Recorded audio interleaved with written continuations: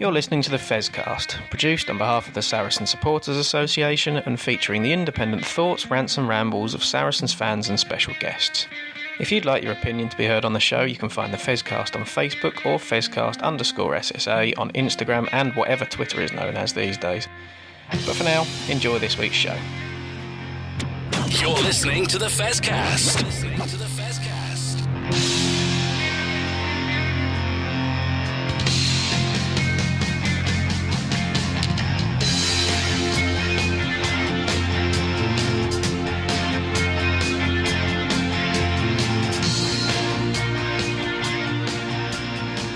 Well, hello everybody and welcome to our next edition of the Fezcast. And joining me tonight, after a little while, a bit away, you've been busy at work, but Joe is joining us. And hello, Joe, how are you? I'm back. Yeah, I'm good, thank you. Back for the business end of the season, as Alex Osterbury calls it. So I will talk a little bit about that later. But yes, thankfully, it's getting to that time of year where hopefully the calm after the storm.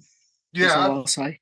Yeah, absolutely. Yeah, we're beginning to build up to that. And part 3, we're going to talk about the big game on the weekend, which obviously was Saracens women at home to Gloucester Hartbury, making sure that they couldn't go 100% or unbeaten for the whole of the season, which we take as much delight from than actually the result, I think, Joe. Absolutely. So, yeah, looking forward to about that. Yeah, plenty to discuss there. And also, that's going to be after I've done, well, I think, and I mean, I'm blowing my own trumpet here a little bit, but I think this is going to be superb. I really enjoyed this. I sat down with Kris Chesney on Bank Holiday Monday and had a long chat with Kris about his career. And we'll say thank you very much to Colin Garrett, because the reason I got hold of Kris was that Colin was at the game on Saturday in the hospitality, or hostility as I prefer to call it, and took a photograph of Sonic and Kris Chesney together, which was kind of like incongruous, really. I mean, Ches is a huge bloke, really.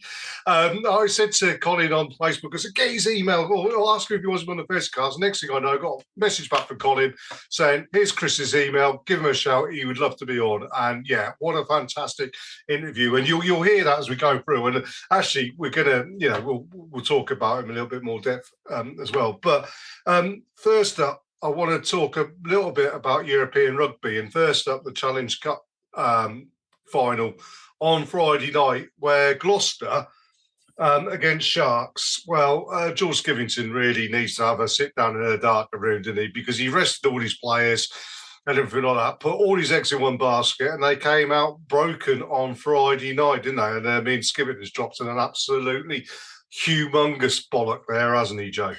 Yeah, I don't think it was. I only saw snippets of the game, if I'm being brutally honest. But it was. I didn't really enjoy the game, to be honest. No, I mean, at all.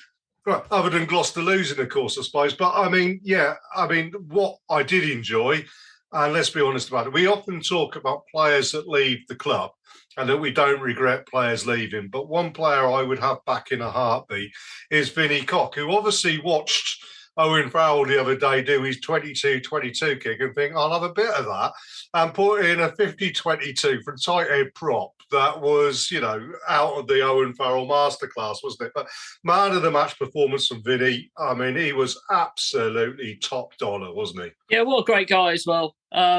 Definitely someone that you'd have back in a heartbeat. Really, really deserved his player of the match performance, for sure. Yeah, absolutely. Superb stuff from Vinny. We then move on to Saturday, and an absolutely cracking game, Toulouse versus Leinster. Not a great deal of try scoring, but plenty of blood and guts out there.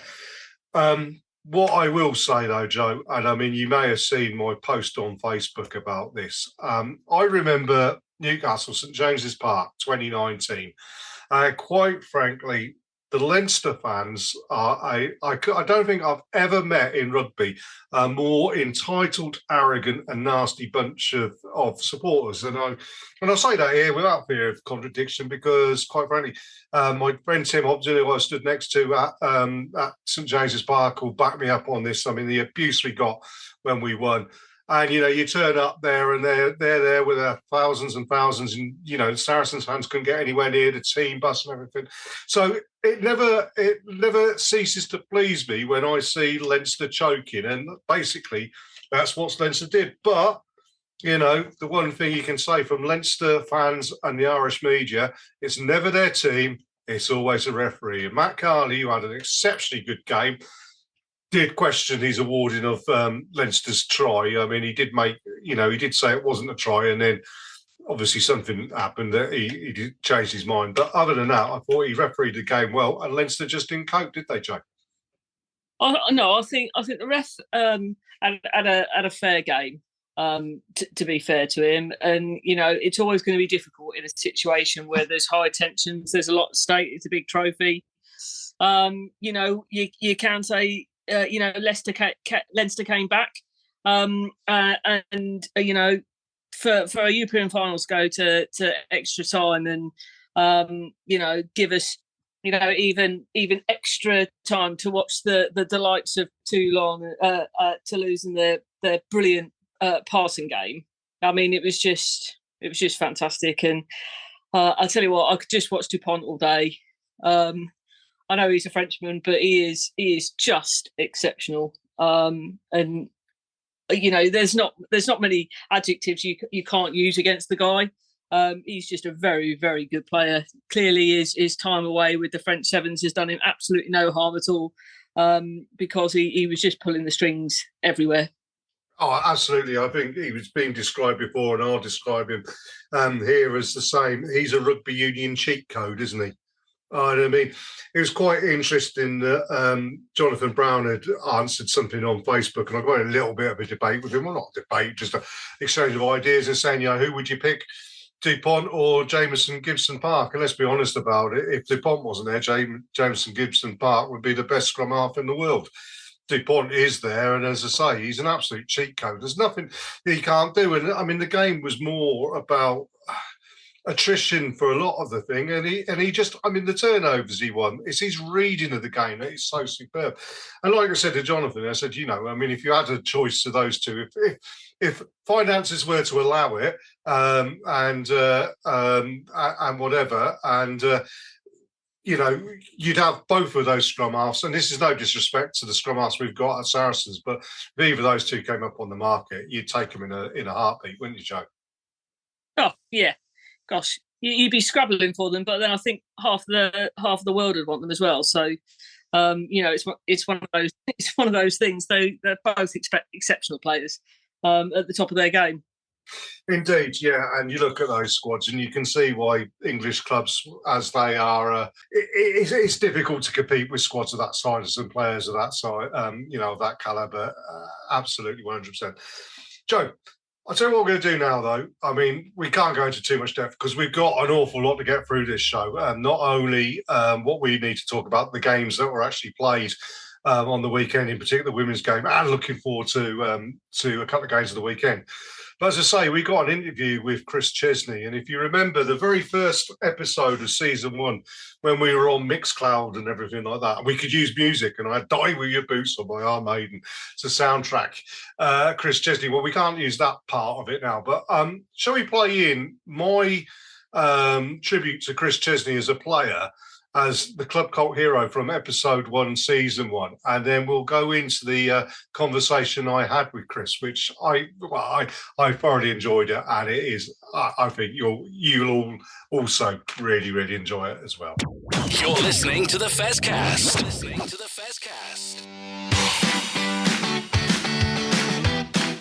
You're listening to the Fezcast, which is proudly sponsored by the Saracen Supporters Association. And I'm Alison Davis, one of the SSA committee. For a £10 annual subscription, the SSA provides our members with monthly newsletters, virtual and in-person player events, away match ticket allocations, and we organise pre-match gatherings at away matches. We sponsor men's and women's players, and we support the Saracens Foundation Track Club on behalf of our members. On top of all that, every year we have a seasonal SSA badge, which is exclusive to members. Where else can you get that much value for a tenner? Join now at membermojo.co.uk/SSA, or come and see us on match day in the Oasis at the Stonex. This is the Fezcast, Saracens Club Cult Hero Hall of Fame. The player I have chosen spent 14 years at the club with a couple of loan spells, making 300 odd appearances. Never once seemingly taking a backward step, never giving less than 100% every time he laced on his boots and entered the field of play.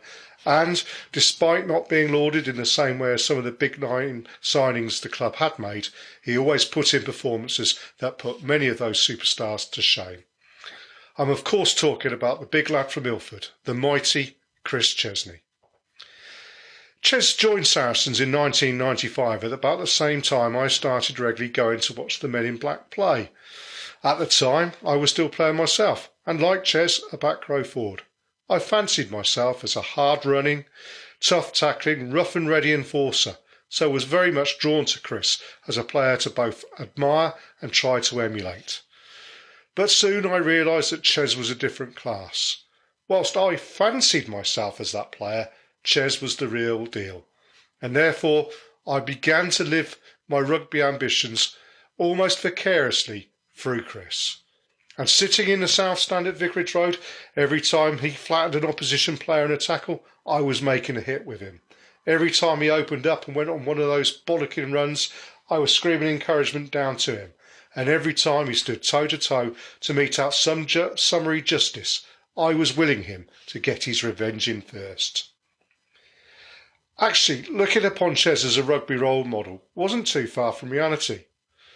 Kris started his career right at the onset of professionalism, with the change from the amateur days into professionalism itself.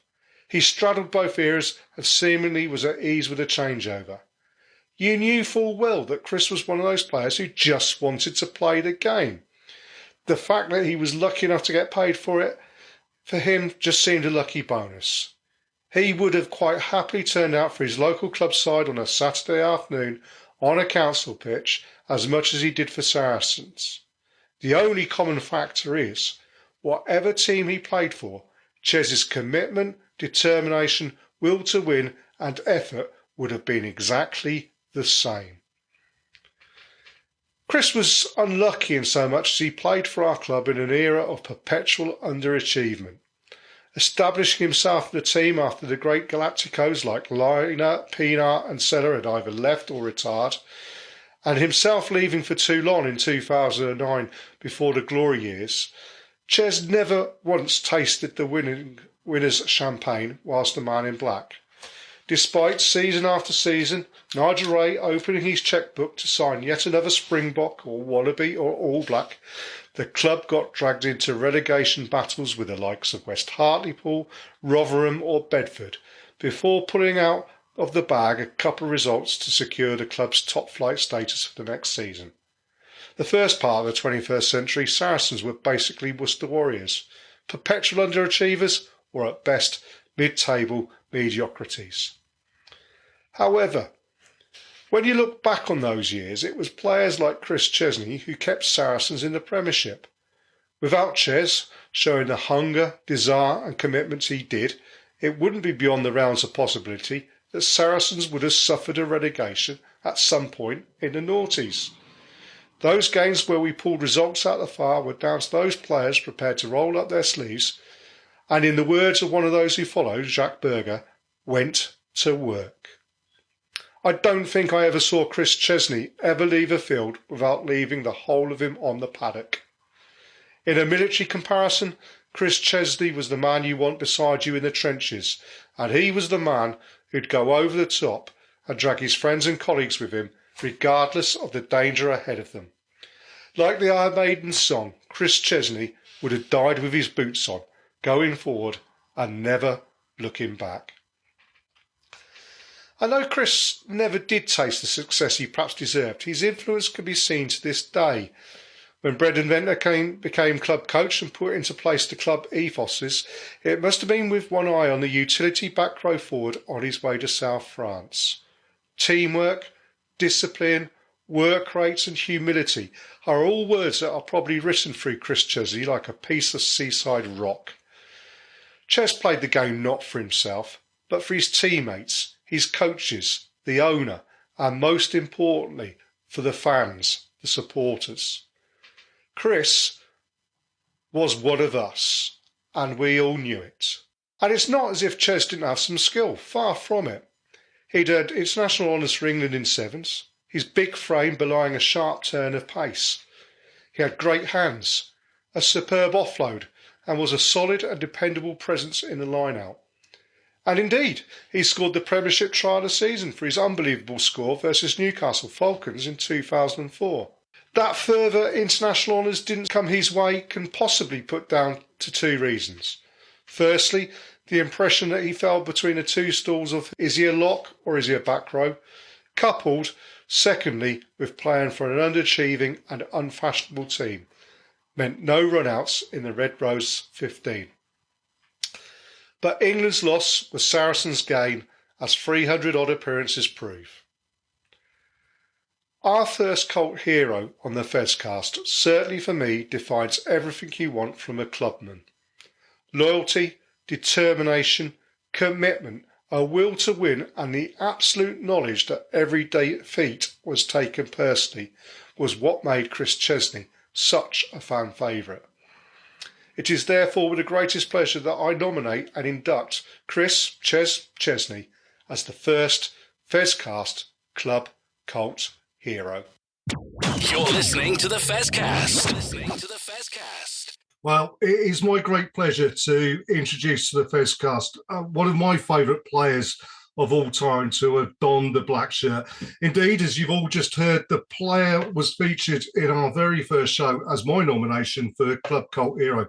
Over 330 appearances for the Men in Black, joining from Barking RFC in 1995, before leaving for Toulon in 2009. I mean, 15 years since he last played, but still a player that is admired and remembered with great fondness by the fan base. The one player perhaps who became the mould for many of the great players who followed, with those core values of work rate, humility and teamwork. I nearly added in discipline there, Kris, but I mean, you weren't unknown to beat out your own justice when you're on the field. But Kris Chesney, Ches, welcome to the Fezcast. Thank you for coming on. Absolute pleasure to speak to you. No, it's an absolute pleasure to be here, Jez. Listen, thank you very much. And it means so much to be asked to do this podcast. Well, yeah, absolutely. As I say, we've been trying to get hold of you for quite some time, and thanks to Colin Garrett, who grabbed hold of you on the weekend at the women's game where you were at, and you know, passed on email addresses, and you came back to us straight away, which is absolutely fantastic. But I mean, Kris, you know, 330 odd appearances for the Men in Black. The record holder until Alex Goods beat it last season, and we all remember seeing the game when you were there. I don't know whether you got hold of any of Francois Pinard's red wine, but you seem to be having a good time at that game as well. But, I mean, you could be quite rightly proud of your time as a Saracen. Yeah, I loved it. First of all, I'd just like to apologise for my attire. I've literally just come back from the gym. So apologies for that. Still try to keep myself active and in shape and things like that. But, yeah, it was... it was a good day. I did get hold of Francois, a few glasses of wine with Francois. I did a good afternoon with Bucko on the balcony there, and we got a bit of TV coverage. It was so nice to see Alex that day. It was good. Everyone asked me how you're feeling about being overtaken for the appearances, and I said I think I got asked a few weeks before, and I was quoted in saying, which I still stand by, it's nice the fact that Alex broke the record, because I mean I was there at the start of Alex's career, so there's some sort of correlation together, and I've played with Alex a lot, and seen him grow and prosper. So if anyone was going to beat the record, I love it as someone I've played with. Oh, absolutely. I mean, take us back over your career. I mean, first of all, a good Essex lad like myself. You came from Barking Rugby Club to Saracens right at the start of the professional era, wasn't it? I mean, I think the game had been amateur, going to pro after that. Yeah. World Cup down in South Africa. I mean, talk us through how that came about, first of all, and then talk us through some of the highlights of your career. Yeah, well, it all happened really quickly, really. I mean, I was at Barking, and I had Jason Leonard, another, Barking, Saracens, Quins, legend. I still speak to Jason a lot now, and his brothers, and he was my sort of counsel. When you go through the ranks, Essex, Eastern Counties, London, etc., you always get eyed up by some of the big clubs at the time, like the Wasps and the Harlequins and things. And bear in mind, I didn't touch a rugby ball till I was like 18, so I was very raw. Never really played the men's game, never played much in the forwards either. Jason took me one side and said, "Listen, stay at Barking for a couple of years, play some senior rugby. You're going to get a lot stronger. You learn quicker rather than just hanging about with under 21s at a so-called big club." And so I stayed at Barking until I was 2021. Literally got my arse kicked week in, week out, by these big, horrible old senior players. But whilst I was learning my trade, and I mean, it was really refreshing. So when it comes to a time of choosing a club, Saracens got in touch with me, and Mark Evans was a big part of that. So because of my frame and my speed, things like that, was looking basically as cover for Richard Hill or Tony Diprose, because I think at the time with the back row there, I mean, those guys are legends, Hilly, Dippy, and we had John Green and Clarkey there. So it was. They said, "Listen, come to us. You'll get games. You're going to get senior rugby." Rather than a lot of guys go to these big clubs and get stuck in the 21s and don't move. So I was given a lot of exposure, and it all went off from there. Really, it was quite amazing. Do you remember your debut for Saracens? Yeah, it was. I tell you, my debut for Saracens was at Bramley Road. It was. I don't think many people know the real story. At the time, it was only. I think the subs rules just changed. Right. I think that either a Friday or something like that, something got passed on the RFU week, and you could have extra subs or something like that. And bear in mind, at the time I was playing wing, and I could also play in the back row, second row. So when the subs got announced, I got a phone call. We never had mobile phones in those days, so then my mum and dad had chased me down. I was out because I never had a game the weekend, so I was out on the town sort of thing, and then I ended up getting. Someone found me, and then I sort of went home straight away, sort of thing, and prepared for the next day, and that was against Gloucester. And I think I come on early in the second half. I think I made my debut against Gloucester. Yeah, we won the game, which is nice, and it all went on from there. That was old Bramley Road. That was. Always nice to beat Gloucester, isn't it? I mean, that's to say. I mean, you mentioned some names there, Kris, and I mean, we talked about you being one of Saracens' great players, and you are, absolutely. But you've also been blessed to have played with some pretty damn good players. I mean, Michael Liner, Francois Pienaar would have been there when they had the club. Kieran Bracken. I mean, Tane Randell would have been at the club. Some great players. I mean, who was the best you actually played with, do you think? You run them off, it's ridiculous. I mean, that's just overseas talent. I mean, look at the talent we've produced. Dippy, Richard Hill, Flatman. It's in Grucock, Wallace brothers. It's absolutely insane. I mean, if you think two clubs I played for and Toulon, I mean, I've been blessed with the who's who of rugby sort of thing. I can't believe when you look back, I can't really believe the players I play with, and it's you have to pinch yourself really. I mean, I took a lot, especially in the second row. You learn a lot from, as you can probably tell by the way I play, from Danny Grucock.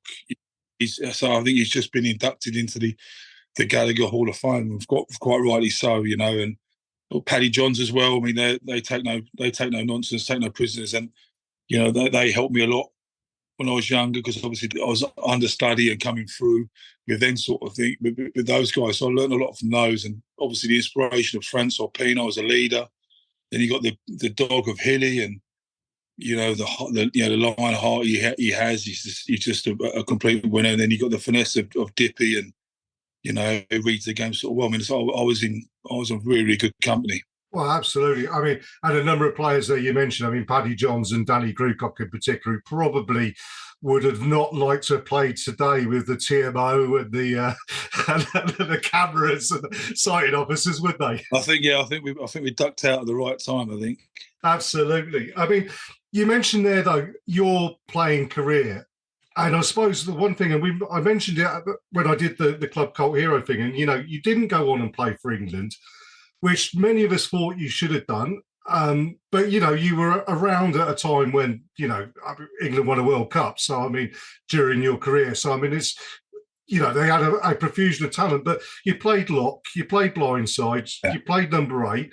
You're a winger. You had the speed to play wing. You played sevens rugby. Do you feel, perhaps the first question is, do you feel sometimes that you would have preferred to have just said, right, I'm a lock forward or I'm a blindside or whatever? Or are you quite happy with the fact that, you offered so much to the team that your versatility almost allowed you to be, get the appearances you did because you could fill in a number of positions? I will be honest with you, it breaks my heart and it really, really burns me. I've never played for England, whether my face don't fit, or the coach at the time didn't,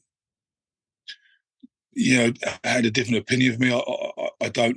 And then again, I do take solace in the fact that when I was in my pomp and my peak sort of thing, we had the world's best pack. England's pack at the time with people like Grewcock and Shawsey, Jono, Lawrence, Hilly. We were a phenomenal force at that time. And so breaking into that England squad would have, it would be very, very difficult, but then again, I love playing rugby, so I wasn't playing for England, I was playing for Sarries, so I love playing. But yeah, it was very, very, very frustrating. And yeah, because when you are a professional, when you are hungry sort of thing, you want to do your best, and it always does burn me,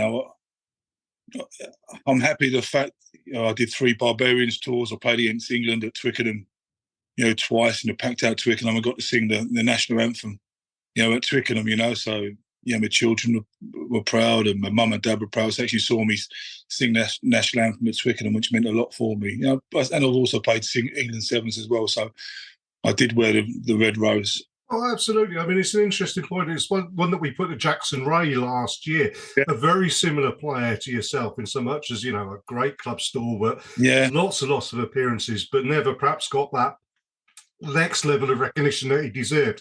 And he sort of said, very much kind of it doesn't affect me so much. What is, if it came along, all well and good. Perhaps, is it something that perhaps burns a little bit longer with the further you're away from the game? Or it fuels you away. Missing out on something like that does fuel you and does make you hungry to play. I mean, it maybe how you thought I should have played for England. I used to see Jackson. Jackson's another one coming through when I was at Sarries. He's a tremendous player. Man, he blossomed. He was just he's a Trojan. I used to love watching him play, and I think when we see each other, I think we've got the same. Damn, we could have, because he could have. I mean, Jackson was a great player, and I don't understand why he's never played for England. Maybe fate. Sometimes faces don't fit. I don't understand why. He ticked every box. I mean, you said you think I should have played, and it's me saying to Jackson he should have played. But I think it burns me a bit more now because you have a bit more time to think about it, and of course you compare yourself to other players, and you think, my God, how the hell did he get in and I got ignored, sort of thing. And I think you always want to do your best because you're hungry, and that's what gets you in a position to play professional rugby and to be at the top of the game. So if you didn't regret that, you wouldn't have been in that position in the first place, if you understand. Well, absolutely. I mean, I think the important point for us to make here is people perhaps from the sideline who haven't experienced what you've experienced, whatever, all what we can say in both yours and Jackson's case is that we know you couldn't have done anything more to get that recognition. You put your body on the line every week for Saracens. You put in, I mean, we always said about Jackson Ray, you don't expect 10 out of 10 performances from players every week, unless you're Richard Hill, who always gave 10 out of 10 performances to me. But, every time he went on the field, you gave 100% effort, and you were a minimum 8 out of 10 every time, even when the team was having bad games. And I mentioned it, your time at Saracens, unlike the last 15 years where they've won trophy after trophy after trophy, there were seasons when Saracens were on the verge of relegation. Yeah. And there were games when you knew full well that players like yourself who actually, weren't coming in for the big check or anything like that, no names, no pack drills or whatever, but, when we needed games to be won and we needed someone to make that last-ditch tackle or to put their head into a ruck and stop that ball coming out, whatever. Kris Chesney was the first player you'd want on the team list because he was a player who was going to do that. And Jackson Ray would have been the same. Ches, that means so much because that's exactly what I try to leave out there. I've always tried my best and tried my hardest, and I'm glad people like yourself, the supporters of the game, really appreciate it. It means so much because you don't always hear it. But I go back to Sarries now, and I love going back there. I'm very lucky to get invited there. I got a chance to take my under 3 girls there. And whenever I'm there in the 100 Club and just walking around, everyone said hello, and it is mind blowing. It's so nice that people still sort of remember and hide, chairs and things like that. It means, I don't think sometimes supporters realise how much it means to players to come and say hello. I mean, we're all very approachable, and I love it. It's not an arrogant thing. It's just I've just worked my arse off, when I played there, and it was hard, because as I said, I'm only Kris Chesney. I'm not Kris Chesney. 50 caps, British Lions. No matter how hard or how well I played, or well people thought I played every year. Bang, Sarries would sign someone in sort of my position, and here we go again, sort of thing. Which I suppose it keeps you on your toes and doesn't make you complacent, but it does. It plays in your mind, and it makes you. It makes a lot of anxiety, but it pushes you, But it can affect you sometimes. You think, damn, what more can I do? I'm doing as best I possibly can and getting recognised for it, and then suddenly next season someone else is coming in. But I always managed to squeeze myself in the squad, so I was really happy. Well, absolutely, and I mean we're glad you did that. And I'm going to revisit that idea about the mental health side of rugby and everything like that, and anxiety or whatever, a little bit later on. But before we do that, I mean, you left the club in 2009. You went off for a new adventure, as it were, a new challenge down in the south of France. I mean, who can blame you? Montmorillon there and the Van Roos on the seafront down in Toulon. And as you say, going to a club that had an amazing amount of Galacticos. You leave in 2009, we see a huge parallel this season. At the end of this season, with Owen Farrell's off to the discotheque in Paris to play for Racing. Billy Vunipola, Mako Vunipola, I mean, 3 legends there, and Mako and Billy are going to be off doing, wherever they're going to end up, they're going to end up somewhere. But also players retiring, the likes of Sean Maitland, Alex Lewington. Again, loads and loads of club legends. First of all, the first question I have to ask you, Kris, is how difficult was it to leave? And then the second part of that question is, what advice can you give to those legends, particularly Billy and Mako and Owen, who are, going off to play for a different club after spending man and boy at Saracens? I think Billy and I think the brothers, I don't think they played a couple of clubs before Sarries, didn't they? Owen's born and bred. God, Owen was 10, 11, old Albanians kicking the balls around at training. So, that's how long I've known Owen. So I think it might be a bit different for him. I really enjoyed it, but I think he'd be excited for it because it's a completely different culture. Known a few boys who played at Racing, it's very professional there, and I think he'd embrace that challenge, especially his family as well. He's got a young family. I mean, I took my children over to France as well, and they've come back learning the language. They all speak French now, and it's a great opportunity. I remember Tim Horan telling me, Ches, because obviously he knew I was a one club man sort of thing. Rugby's your passport. I know it's different for Owen and Billy and Manu and that lot because they've played England, they've played Lions, they've toured all over the world. But I think touring's a bit different from actually, living overseas. I really think they'll enjoy it and really embrace it because I've come back with great experiences. I really enjoyed my time in Toulon. I always enjoyed playing against the French teams. French teams are really, especially up front. It's so physical, really, really physical, and it's a great ambience out there, and it's it's a great place to play. You know, top 14 is a great league to play in, and I think you go there with an open mind, but I think especially we got children as well, and then between school ages, you know what I mean, they can really embrace that. I mean, some of the girls have come back, they're nailing their French exams, they're speaking perfect French, so we've got something out of it as a family, and also they've come back with something as well, the children, which is, I think it's a good thing to do. Not bad for those of us, Chris, who learn English as a second language, with sort of Essex, East London being our first language, isn't it, really, I suppose? Yeah. Moving on, as I say, you spent a couple of years at Toulon. I mean, what prompted you then to come back? I mean, was it just a case of the body couldn't take it any longer? You know, you'd had a long career. By that time, you were getting on for, 20 years at the coalface, as it were. Personally, I don't think Toulon realised how old I was. When I go and boast about it, because I signed for them when I was 36. I don't think they realised that, so I think I got away with one there. I ended up having 3 years there. You know, I played a lot of games there, which is good. But as I said, you asked previously about why I left Sarries.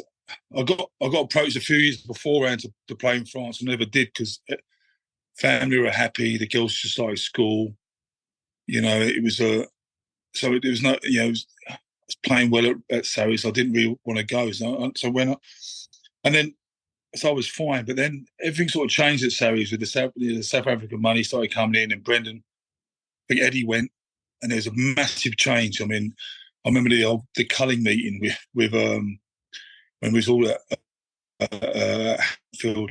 We all got brought in, and basically it was you go in, you're staying, you go in, you're staying. But now, I don't know, I got approached, I think in November of 2008 or 2009, where I left, by Philip St Andre. I know he tried to get hold of me a few times when he was at Gloucester and Sale, but I was always in contract. And so I was coming to the end of my contract, and he got in touch with me, and so we had a meeting and explained what his vision was in Toulon, and everything. So I went back and spoke to the missus and made a decision. Yeah, we're going to do it, but we kept it quiet, sort of thing. Because I wasn't going to say nothing till after Christmas. We're not supposed to. And then all kicked off at Sarries, really, with the change of management and everything, and with that meeting where people were saying, no, even had a couple of years left. I mean, Census got let go, Chris Jack got let go, Scabs, I think there's a bit. And when I remember going there, and my name got called up, so I went there. I remember Brendan sitting in there, and a few, I think Ed Griffiths and that lot were there. And before I sat down, I said to him, so I still don't know. I mean, if I'd have put money on it, I probably would have think they was probably going to let me go. They weren't going to renew my contract. I think if I had to make a choice, but I didn't know. I still don't want to know. So I think it would probably burn me a bit. But so I sat down and I thanked them and appreciated everything they've done for me. And I said, it's been a long time, but before we say anything or go any further, because I knew what the meetings were about, because you can see the faces come out. I said, right, before you say anything, I would like to let you know that I won't be here next year because I've signed for Toulon. And it was a funny sort of pause in the air sort of thing. And they sort of said, they looked at themselves, okay, that's amazing. Thank you for letting us know. And it was quite nice that we left it like that, because, and I respect all the management and the directors and that at the time for accepting that, because some people could have been really bitter and poisonous and said, well, you weren't going to be kept, but they didn't. So we kept it like that, and that's kept me sane a bit. So we left in a really nice terms. I'm glad I didn't know. Does that make sense?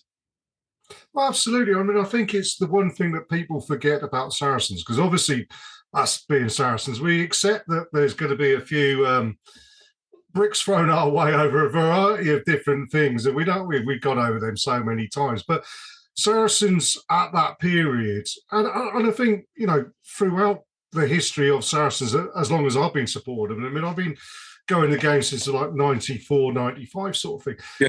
I think they've always acted in a class way, which comes from the very top. That comes from the Ray family and Nigel in particular, that they are a class outfit. Yeah, definitely. I can't agree more. And I've been lucky enough, to get invited to dinners and functions of rugby. And whenever I see Nigel, Linda, Lucy, they're the first person I always make a beeline for.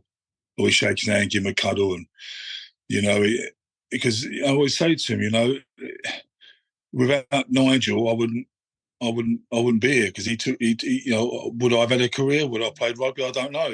I was at Saracens at the time when it all kicked off, professionalism, and Nigel was the forefront of that. And without him, I wouldn't have had my first contract for him. So I hold him very dear to my heart. If it wasn't for him, I see him as much as as a massive part of my career, as much as Mark Evans and all the other guys, Francois, Buck, and all those guys. Nigel is a massive part of my life for that. Brilliant. I mean, absolutely fantastic. Now, the obvious thing to come off of the back of the fact that you then moved to Toulon in 2009, and you've talked about various things burning you, looking back. Does it burn you a little bit that you weren't born in 1984 instead of 1974, and therefore you missed out on the real glory years, all those trophies, the European Cups, the Premiership finals? No, I mean, I just caught a fly, did it? Still got it. I had a very successful time in Toulon, where we finished. We made finals, top 14 finals. We had a great time, and then, but also, when I left Sarries, these Sarries went forward. You know what I mean? They kicked off. Brendan started the whole domination with Saracens. It all started from there, really. So I was happy for Sarries. A lot of guys there I played with. Vivs. George Cruz. George Cruz was the academy when I was there. I was teaching him what to do, and it's so nice. When you used to see him, it's always nice to keep up. So I was really pleased for him, and I don't really regret that, because I don't feel like I've missed out on it, sort of thing. Because I was part of it, part of that transition. Well, absolutely. I mean, as I said previously as well, I think you were kind of like a template that, if you had stayed and not gone to Toulon or whatever had happened in those meetings and everything, I think Brendan Venter looked at a player like you and said, that's the sort of, at this point in time, that's what we need in this club. We don't need the Galacticos coming over for all the big bucks, whatever, as much as some of them were really, really great players and everything and fabulous to watch.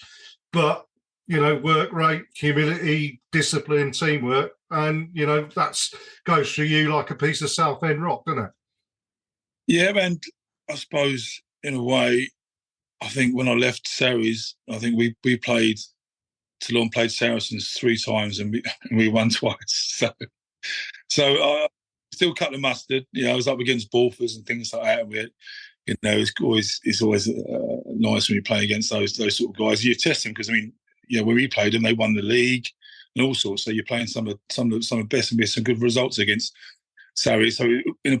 So part of me thinks, I could have still cut it. It's always nice to measure yourself up against the best. And at the time, Sarries were the best, and we got some good results against Sarries, and I think I carried myself quite well in those 3 games we played. Now, when you came back from Toulon, you carried on playing rugby, didn't you? You moved back into Essex, so you were playing at Southend for a number of years. Was that difficult, or are you still playing, Kris? Do you get yourself out the paddock every now and then? I had an option to stay in Toulon for another year, but then I decided to come back a year early because I was given an option to play part-time rugby and go into insurance broking, because obviously, it's always tough making transition. I've never really worked before, and you need to. And I was at a time where I needed to sort of make the most of my rugby money, but you can't just jump into a job and expect to be paid, money what you can live on, sort of thing. Because I've never worked before, so you can't just jump. So I'm trying to be sensible for once in my life. I try to take the sensible option and think this through. And my only way to get myself, we can't all be coaches, we can't all be pundits, we can't all or be compares. We can't always do that, and I understand exactly where I'm in the pecking order, regarding my what I've done in my career, sort of thing. My profile, I can't work off my profile. You understand? I've done well. I'm a good club player, so I knew that, and me, that's the way it is. This is what these are tools I've got. Let's make the best that I possibly can. So I basically said to Toulon, I'm going to go back because I got an option to pay for Isha. Isha helped me get a job in the city as an insurance broker. So I did that for a few years, which is really good fun. Really enjoyed it. Then starting work at 40, 41. It's always very difficult. You're chasing. It's just a young man's game sort of thing, and financially it was okay, but then it wasn't moving as quick as I was looking. So I had to look at other options really, because I've got mortgages, I've got children, mortgage and children to look after, sort of thing. And so I've got into what I'm doing now. I end up through some people I've met and equated with. I got myself on a couple of music tours. And so then I've got myself into personal security. So I've been doing that for the last 6-7 years. Well, yeah, I mean, it's a job that I know reasonably well from 30 odd years ago, as I did a bit of door work and a bit of some band security and stuff like that. And I mean, it's an interesting role. I mean, it's something that, if you're 6'6" and 18 stone or whatever, it's something you kind of, people are going to gravitate towards you, aren't you? Yes, that's the old days. I'm kicking it 22 stone now. The question is, I mean, doing the security work, I mean, is there any ex-players that you would think would be great to come along? I mean, Danny Grucock's the one that comes to mind. Yeah, it's quite interesting because, say, I do close protection, so effectively the old school term is like a bodyguard, and it's nice because I can really lean back on what I've learned as a rugby player. As I said, I think I can speak for a lot of guys who are transitioning. It's very, very, very, very hard transitioning from professional sport into real life. Into, I say, the proper world sort of thing. But it is hard, and when you come out of rugby, I remember Dave Priestley, who was I think sports psychologist at Sarries at the time. He sent me down. He wrote a CV out. You don't realise how many skills you have. Leadership skills. Mentoring, discipline. Being working a team. You've got empathy. You can read people. You don't realise that, and also on your social aspect as well. Every game we'd go up, and you're rubbing shoulders with very, very important, successful people in the boxes and stuff like that. And when you're having a rapport with those, so how you conduct yourself in those scenarios, it's really important. And a lot of those core values and skills I've learned on and off the field of rugby has really helped me in my security role there, because I've worked in teams with a lot of special forces, a lot of military personnel, and one thing we have in common is we sort of a bond, is that this is my second career. It's also their second career. I know I work in a team, timekeeping, reading people, helping people out, knowing people's emotions, stuff like that. Because I've been in a gang of 40, 45 players for 20 years, and they've been in similar sort of roles. I mean, that's the only similarity, but from rugby and the army. But as working as a team and knowing how to run as a team. That's a very interesting point you make there, though, Chris, in so much as the fact that, there is only a finite number of jobs staying in the game that you can have. And I mean, you might be able to move down and coach at a more junior level maybe, or whatever it may be. But, at any one time, there could be 20 players retiring from the very top of the game all over the world at any one season, maybe even more. Yeah. And, you can't fit a pint or a quart into a pint pot, can you? So how important is it, one, for these players that are going through the game that maybe won't become coaches, that clubs look after those players and find them different routes to be viable and to earn money? Obviously, as you say, I mean, you've been earning X amount of money as a rugby player that perhaps may not be replicated immediately when you retire, and perhaps even more so you see it in football, don't you? When you get these kids who are earning huge amounts of money and then suddenly they're not. I mean, how difficult is that to transition, and how important is it to you that perhaps that you're a person that could look at Hugh Tizard in 15 years' time and say, come and work for me, Hugh? Yeah, I mean, be honest, I mean, my financial drop-off won't be as big as someone like Billy or Owens, you know what I mean? But that's times change, game changed, you know, money changes. But I mean, I finished my career at Southend. I promised them a couple of years because I got a massive affiliation with Southend. A lot of ex-Sarries play at Southend, you know, and been involved with Southend. So my last two final years were at Southend. And even there, at that level, there were routes for jobs and things like that. And that's at Southend's level. And I know for a fact, especially when I left Sarries, they were implementing. I mean, Saracens were one of the first clubs to really think about post rugby. They helped a lot.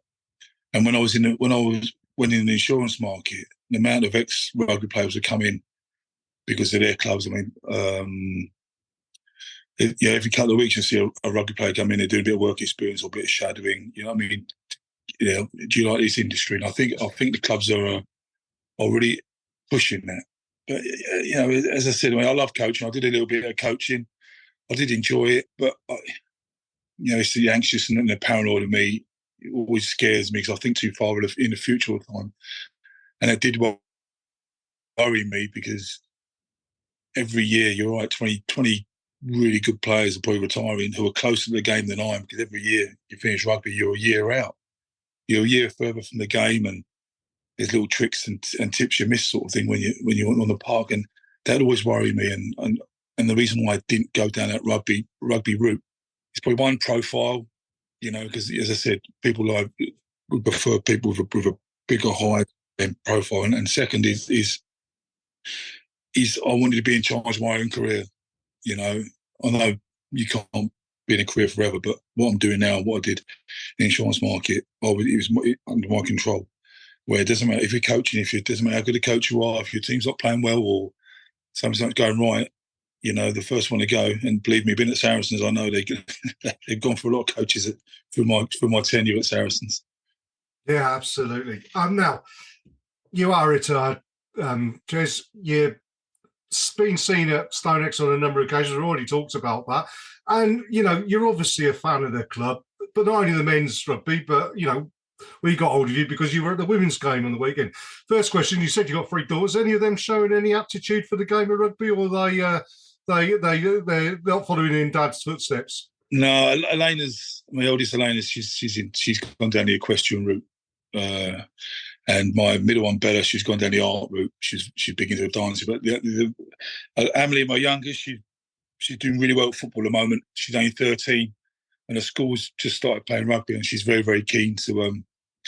She's very, very keen to get involved in that, and you know, if she wants to do that, you know, I'll give her my full backing, as long as she doesn't end up looking like me. That's what I feel. She's got a lot in me, so just opponents better watch out. She's quite tenacious, little Emily. Oh, brilliant! Well, I look forward to seeing her perhaps running out of StoneX with the women's team. And you know, women's rugby is really important, isn't it? That these role models for girls like yours and other girls out there, that they've got these great role models out there, and Saracens doing a great job at it, aren't they? Yeah, I'm lucky enough to watch a few Sarries matches now this season, you know, and I hate saying, oh, it's such a great standard, because it should be, because you know, these girls are professional. You know, they're the same. They do exactly the same as we are. So we shouldn't be surprised at the skill level and that lot. And it's the same as women's football. You know, I'm a big advocate of women's football. You know, obviously because my daughter, but it's the same. It's the same atmosphere there. You know, and I really enjoy it. You know, whether it's the men or the women's, you know, team getting together. And I spoke to Sonic the weekend about the Saracens alumni. You know, we've got to get the female and the male side get together, because you know, Saracens is one brand. It's not a women's side and a men's side. You know, when you're a Saracen, you're a Saracen. You know, I think it's we get the the old guard from the female section, the female players, the old guard from the males. Bang, let's get this together and have some fun. It should be good. Yeah, absolutely. Now, we'll go back to the men's game now. And to finish off, we're recording this on Bank Holiday Monday. And also, Ches, thanks for giving up your Bank Holiday Monday afternoon to chat to us. But coming up on Friday, which is after our show goes out on Wednesday, Saracens have got a huge game away at Franklin's Gardens. A slight disappointment that it is an away game. The Sale game was a bit of a mucker's fuddle, as we described it. I think where we had it in our destiny to be a home one. But sometimes you got to beat the best, and sometimes you got to go away and beat the best. First up, any memories yourself of playing at Franklin's Gardens? I mean, it's a bit of a bear pit, isn't it? It's there's stadiums you remember playing. I know Watford was a football stadium, but Bath, Leicester, Northampton, and Gloucester, they're proper rugby pitches. Always been a rugby pitch, nothing but a rugby pitch, and it's a great place to play.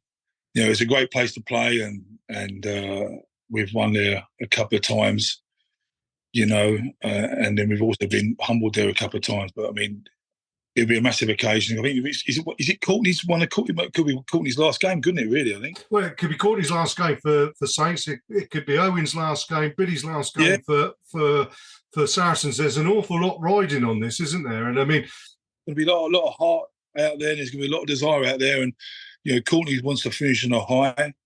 Owen's given so much to his club, and so the Villapulu boys, they don't want to leave anything out there. They want, so it's going to be a huge game. I mean, Saracens always turn it on, but it's nice to see Northampton showing a bit of consistency recently, and it's going to be they're two big sides. They're big sides. Saracens and Northampton are rugby sides. Well, I mean, I'm going to ask you now, Ches, to put yourself in Mark McCall's boots, in Joe Shaw's boots. I mean, what's your message to the team going into Friday? If you take it back to your playing days at Saracens, you're one of the leaders, one of the senior players. I mean, what sort of message do you want to give the team prior to this big semi-final? Just got to get in there, like as I was being told, or whenever, when I used to look forward, you got to get in there quick. First couple of minutes, you get a shoulder in someone, cause a bit of damage, cause a bit of pain, get them on the front foot, especially up front. They're a big experienced pack. Northampton, but look what Sarri's got as well. They've got some dogs of war in there. You just got to get underneath their skin. You got loads of guys there going to run hard in the backs, and that's what we need. It's all front foot rugby, running hard, just being a pain in the backside. Just old school, just be all over them like a rash. Absolutely, Chris. I totally agree with you there. Play with a handbrake off, I think, and we'll discuss that in our part 3 after this interview. Last thing for you, though, have you got a message for the fans, of which you are obviously one? I mean, you've talked about the importance of the fans, but the guys who are going to Franklin's Gardens on Friday night, and unfortunately I can't make it, although I only live 20 miles down the road, I can't make it. They are going to be needed to be the 16th or 24th man indeed, aren't they? Or was it 25th? I can't remember now. Listen, one thing you got to do at Welford Road is just shut the fans up. One thing used to kill me is when they hear that bloody song, when the Saints come marching in. I was remember we played one of the best victories at Welford Road. I think Ben Cole's going to kill me for telling this, but he got sent off. I think accidentally. He was accidentally, because Ben's not like that. I think the boot contacted someone's head. So we was down to 40 men for most of the second half. I can't remember, it might be first half actually.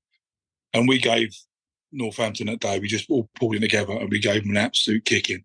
I remember 15 minutes to go. People were leaving. They were leaving the ground. I remember I was shouting it. I think Groom was shouting it. So we were saying, "Oh, come on, Saints, we're here now. Why are you singing now?" sort of thing. And we was getting berated and all sorts. But you just got to shut that crowd up, because once they start singing that bloody song, that's it. It's like a battery for the opposition. Oh, absolutely. Well, what a wonderful story to end on as well, Ches. I mean, I could have just imagined that, giving some abuse. As we said at the top of the show, someone who isn't prepared to take a backward step. And again, thank you for coming on and joining us on the Fezcast. It's an absolute pleasure talking to you. And I mean, I think we could have gone on for hours talking about your career and everything, but we'll just say, Kris, thank you ever so much for joining us on the Fezcast, and well worthy being our club cult hero and just basically a legend of the club, mate. Yeah, Jez, listen, from the bottom of my heart, I'm very humbled to be asked to do this. It means so much to me.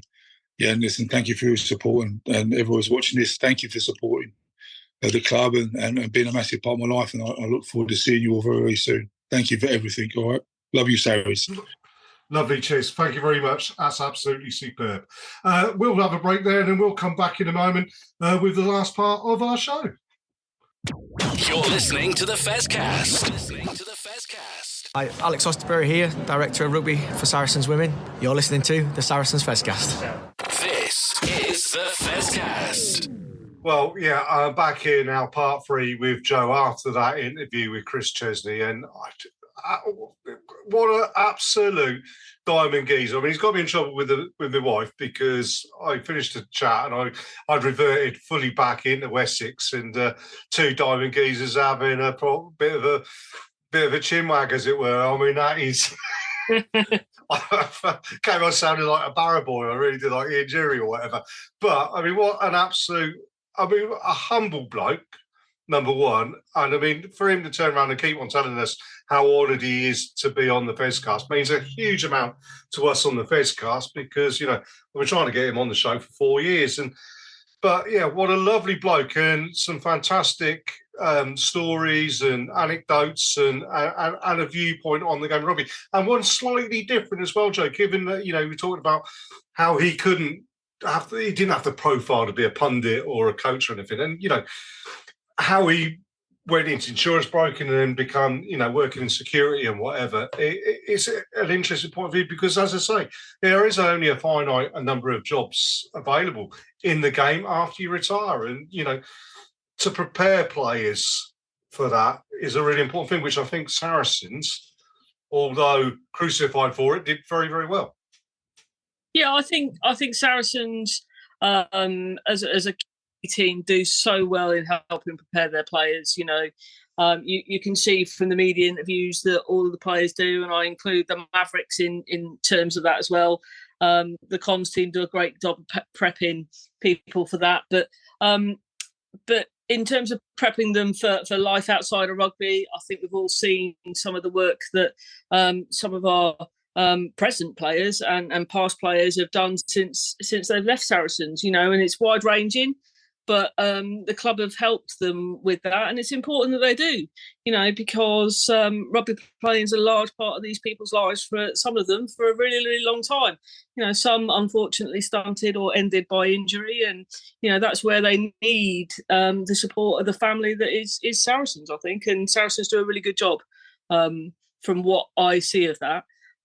Which is something that all the fans should be proud of, how well they look after their players. Yeah, absolutely. Now, the other thing, obviously, that we talked about at the end of that was the big match coming up on Friday night down at Franklin's Gardens.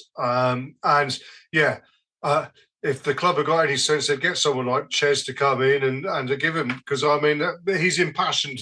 Well, I've talked about it. I love the way of first 5 minutes, put a shoulder in. I mean, yeah, he did play in an era, as we said, when he was playing with the likes of Paddy Johns and Danny Grewcock, where there weren't TMOs and cameras all over the shop. But you get what he means. Saracens on Friday night, they shouldn't have been playing away from home, but they are playing away from home. It's going to be a big, tough task to go to what has been the best team in the league this year. No 2 ways about it. Northampton Saints are a phenomenally good side, well coached, with some great mixture of youth and experience. Whereas we've got players leaving, they've got Courtney Laws on his way out, and a couple of other players. Lots of little stories around there. But Saracens, pressure's off, I think. They can go into that game, handbrake fully off, and give it a proper shot. Because if they lose, well, it's away at Northampton. It's not an easy game to win. But if they do that, they stand a better chance of winning, don't they, Joe?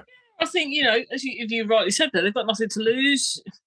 Hypothetically, I mean, we've obviously got a match to lose, but they will want to put on a good performance, because this could be the last game for a few players, particularly from Saracens' point of view, and they won't want to leave the club having not put 110% in and giving their all. And if Sarries come away with the win, then brilliant. It's another trip for the trophy and go from there. But I've no doubt that there'll be a lot of passion and a lot of emotion seen on that field this week from both sides. Yeah, absolutely. I mean, because I'm not gonna voice it, because I don't want this to become a self-fulfilling prophecy or anything. But there's a number of scenarios that could happen, particularly with that passion. And I just hope the game's played in the right spirit. And as I say, is 100% committed, and it will be a great game. And, I do think the team that wins this semi-final will go on and win the final, whether it be Saints or whether it be us. And let's just hope it's us. Going to move on to the women's game, but before we do that, just want to have a quick word about Juan Figaro, who this week announced is leaving the club at the end of the season. Chippy's had a foot in both camps on the playing side and coaching side with both Saracens men and Saracens women. A great servant to the club, very well respected by fans, players, coaches, the like. Top bloke, and we just wish Chippy all the best for the future, don't we, Joe? Absolutely. I mean, he's just a legend, as you say. I think he has been brilliant with the women from that perspective, in terms of their scrum forwards coach when he was with them last season and going back for a couple of years. Just a brilliant guy, very, very passionate about rugby, wants to help, wants to engage. And he's just a brilliant guy, and we obviously wish him and his family all the best for their future endeavours. Yeah, absolutely. And a man you want in a Exeter dressing room corridor area if it's all kicking off, don't you, really? Apparently. Allegedly so. Right, shall we move on to the game on the weekend, Joe, because it was an absolutely brilliant game. Saracens versus Gloucester Hartbury. As we said, number one, Gloucester Hartbury got in there, and I think I'm loath to say arrogance, because I don't think it's arrogance, and I don't think that's fair on them. But they have a confidence about them that I feel they thought they were going to go 100% or unbeaten for the whole season. So it's really good that they come down to Stonex, particularly after getting a little bit of a humbling at their place earlier on in the season, to get a win over and get a W in that column, wasn't it, Joe? Oh, it was such a good game. I didn't make it to Stonex for the game, but I was sitting here screaming at my TV for a considerable amount of time. It was just epic. Two teams at the top of their game. I agree with you. Gloucester Hartbury, full of confidence, and why wouldn't they? They were, coming unbeaten. Albeit some of their games they've come from behind, which again is testament to the confidence that they have in their playing ability. They've clearly got some exceptional players on their team, but the game itself, I wish I'd been able to make it to the game, because it was an absolute stonker. I won't lie, I had a slight fear when Gloucester got over the whitewash within the first 10 minutes and thought this could be going Gloucester Hartbury's way. But you have to credit the Saracens ladies with just an absolutely brilliant performance, and you could see at the end of the game just how much that win meant to them. Yeah, absolutely. I'm going to say, Gloucester Hartbury, as you say, they went off at 100 miles an hour, led by the Austin Healey of women's rugby, as I now call Mo Hunt, because she's a proper scrum half, isn't she? And Mo, if you're listening, which I'm sure you're not, but if you are, you could take that as a compliment or you could take it as a criticism, whichever way you want to take it. It's entirely up to you. But having that narky ability to wind people up, but two, just be a jack in the box. And I think actually our defence really did work out very quickly what her game plan was. and clamp down on it a little bit. I mean, second half of the game, you know, both teams got on the wrong side of the referee Hollywood. I mean, I'm sorry, who does that to your child, Mr. and Mrs. Wood? Who does that? I mean, that is it. But she had a Hollywood game. I mean, she, as a referee, she really started in the right way, that she got everything just about right and did all the good things. I'm going to mention a couple of key things I thought that really set the tone for Saracens, particularly when they went down to that early try. And I think the two things that really set Saracens apart from Gloucester Hartbury, Zoe Harrison's boot, and Zoe, fair dues to her, well-deserved Player of the Match awards. But also, I thought Poppy Cleall's effort around the park was exceptional, and she really led, you know, in the same way as Marley Packer often does. And Marley was doing what Marley does. And there was the one tackle she put. I mean, I know Gloucester scored a try off the back of it, but she put a tackle in that stopped a certain try, and it was Jesus. But there was one turnover Poppy got where, you know, you look at Poppy and she's a solid unit, and you don't think of her as being the quickest player on the pitch. I don't mean that in a rude way. I'm just saying, you know, there are perhaps other, quicker, faster players on the pitch, but she reads the game and gets to where she needs to be. And she made one turnover that resulted in her then going off the pitch. But it was just outstanding the way that she read the game, read the situation, didn't overcommit, which what Gloucester were doing an awful lot, because they were flying in and then going over the top and getting caught, hands on the ball or whatever. Poppy didn't. She hung back that millisecond that she needed to, understood what was needed, and then got her hands on the ball. I think it was on Mo Hunt again, wasn't it? Or maybe Tayan Heard, whoever it was. But just outstanding stuff from her, wasn't it, Joe? Yeah, I agree with you. I thought Poppy was brilliant. You know, she just seemed to be everywhere on the field. It was good to see Poppy almost back to the old Poppy that we've known for years and years and years. And she's definitely had, I think, probably a spring in her step now, whether that's missing out on Women's Six Nations or what. But definitely she had a fire in her belly, I think. And, you know, having had the win down at Sandy Park the week before, where again I thought she was outstanding. You know, that's two games really on the bounce that she's really performed. But I think actually I agree with you. The Surrey's defence was absolutely sterling throughout the game, and I think that's probably what has pleased Alex the most as a result, because you're right, you know, Poppy won a lot of breakdown ball, but there was across the park, Georgia Evans, May Campbell, Emma Taylor, Marley, Sydney, they were just all everywhere. The tackling in defence, you know, when the three Canadians who were back on the bench after their brilliant win against the Blackburns, and I have to do a shout out there and congratulate Sophie de Goody and her team there, because that again was a brilliant game. But I just think they were superb in defence, and that gave them the platform for their attack. And you know, it was just brilliant. But I also agree with you with your comments about Zoe. Zoe was fantastic. She was kicking at the right time, putting the ball in the right places, some lovely dinks over the top, which perhaps a lot of other teams haven't picked up on. And it's left a little bit of a gap, the way Gloucester push up onto the line. And whether the Sarries have spotted that previously, and Zoe's used that as an attack point. She did a couple of brilliant just dinks over the top, which a couple of players ran onto on several occasions. So I just thought they were very, very good. Great platform in terms of their defence, which allowed the springboard for their attacks.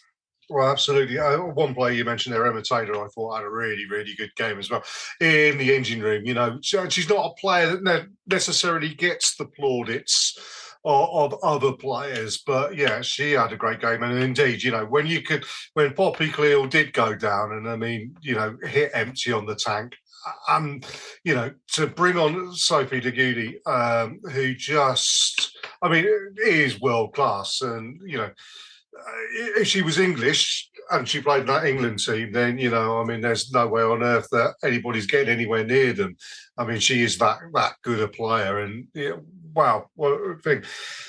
The other player you mentioned, the Canadians are up to number 2 in the world now, and I reckon, if they're hitting form that they're in now, they've got WXV, which they're hosting in Canada. That's where WXV 1 is going to be. So that'll be really, really interesting as a forefront for the World Cup in 2025, how some of those teams interact on that WXV come the autumn, because I think Canada have surprised a few people. But they've been playing outstanding, the Canadian team, and Sophie de Goody is one element of that, and she is an outstanding player. Yeah, absolutely. Now, the other player I wanted to mention, in particular, because I wasn't sure whether it was the PWR Players of the Year or it was the RPA. You've converted it to the RPA and whatever, but 4 players have been announced as nominees for Player of the Year, and potentially by the time we've gone out, they'll be announced. And not a single Saracens player. And, there's a number of Saracens players I feel who should have been in there. The nominations are Sarah Beckett, Mo Hunt, Evie Gallagher, and Meg Jones. And Sydney Gregson, Sophie Bridger, they should have been in there, shouldn't they? I mean, there's a few. May Campbell. Sophie de Goody. You could have picked a number from the Saracens team there. I was really disappointed when I saw the nominations, and I don't know where the nominations have come from, whether it's because the RPA is obviously the Rugby Players Association, when it's come from the players themselves and they've whittled it down to 4. I'm not quite sure, if I'm being brutally honest, but it's a little bit disappointing given the way quite a few of our players have played this season. Sydney again, stepped up brilliantly, playing in the centres there, which has got her back within the Red Roses team. That says a lot. She's, there's just it's really disappointing not to have one of the Surrey girls in there, and I probably think that they're probably a little bit disappointed and a little aggrieved that they haven't got at least one name in the mix there. Well, absolutely. Well, let's hope they can use it as a bit of fuel going forward.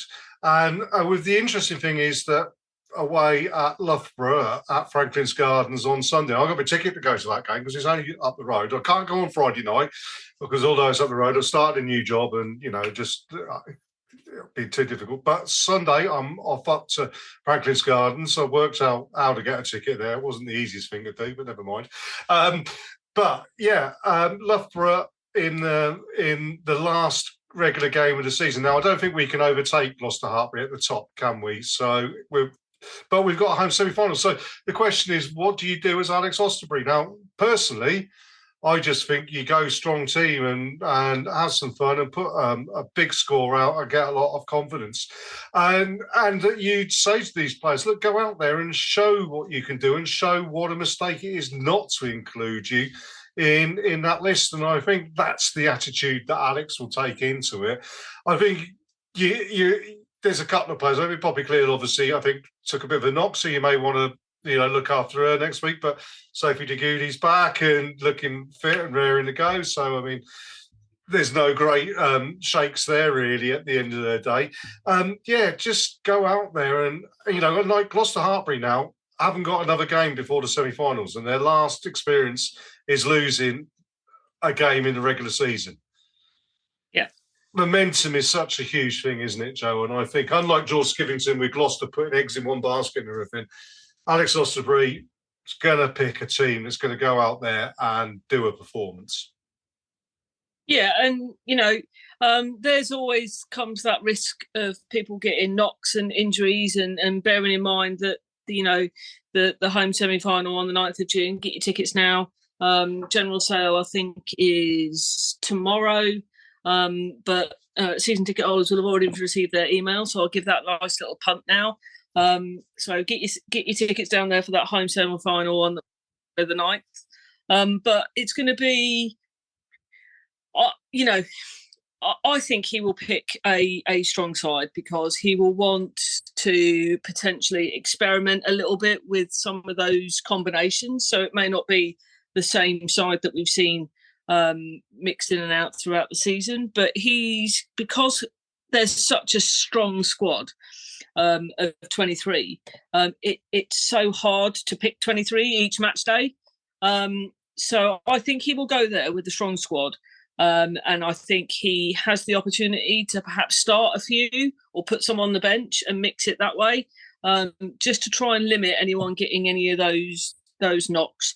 Because, at the end of the day, Loughborough Lightning have want to go and finish their season on a high as well. So there'll be some tough hits there from their Lightning pack. They had a good win at the weekend. So I think it's just really important to go into that semi-final with something under their belt, not just the Exeter and the Gloucester wins. They're brilliant wins, but you want to carry that momentum forward. And I don't think Alex will shy away from his squad selection this time at all. No, it's just to get the final now, because that will be decided weekend. So it'll either be Bristol or Exeter at home. I don't think that Saracens women will be daunted by either of those two prospects at home. It's a fortress at home, and we've had wins against both of those teams at home. So my money is probably just edging towards Bristol. They've both probably got games that are winnable this week with bonus points, and effectively Exeter to go up to third would need Bristol to lose. So we'll see, and them to win. So I think it's more likely Bristol Bears, but I don't think that the Saracens ladies will be concentrating on that. They'll just face whoever turns up at Stone Next on the 9th of June and go into battle.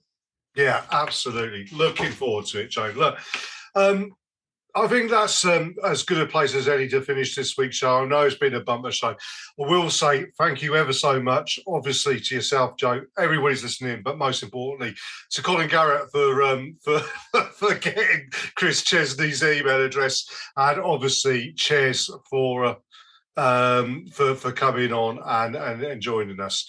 Is there something else you need to say, Joe? One more just quick thing for me, just to recognise that the home game at the weekend, Sydney Gregson, player of the season and try of the season. So congratulations to Sydney from that perspective this year. And also I did promise to do a shout out for Matt Edwards, who was the Women's Supporter of the Year, and also to Paul Feasey, who was the Men's Supporter of the Year, because I think it's really important that we value those fans, and clearly the club do too. So well done to those two individuals. Well deserved fans of the year for this season, and also to Sydney for her player and try of the season as well. Indeed, I think for those line-outs that the Gloucester Hartbury lost on their own line with Paul and Adam Gurning up, and with Loxie, I think that was part of it as well, to be perfectly honest with you. So well done, lads, for putting them off. There we go. Anyway, well, thanks to everybody for that, as I say, and in particular thanks to Kris Chesney. Thank you, Joe. Thank you everybody for listening in, and we'll be back next week with another edition of the Fezcast.